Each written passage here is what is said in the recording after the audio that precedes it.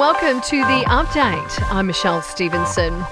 PM Scott Morrison has led an historic apology for Parliament abuse victims today, paying tribute to Brittany Higgins and those who came before her.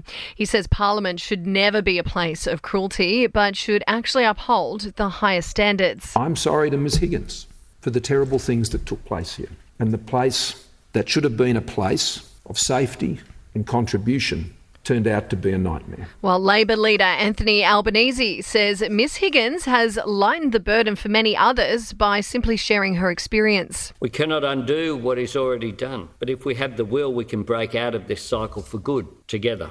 A lot of staff members have been failed over the years, but they still had the grace to show us the path forward. But it seems former Australian of the Year Grace Tame isn't impressed, describing today's apology as a performative last-minute Band-Aid electioneering stunt. Ian Thorpe is among a group of people opposing any move to introduce a religious discrimination bill. It will ensure that gay people won't be discriminated against, but some government and opposition MPs are actually worried that transgender students won't be protected. The Olympian, though, says the bill should just be scrapped. We want to see it disappear.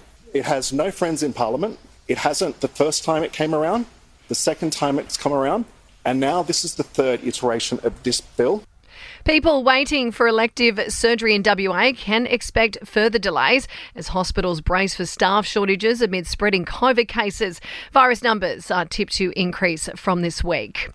Premier Daniel Andrews is warning international arrivals will have to be triple jabbed to be allowed to participate in Victoria's vaccinated economy. That's despite the federal government expecting to set the requirement for overseas arrivals to only need 2 shots.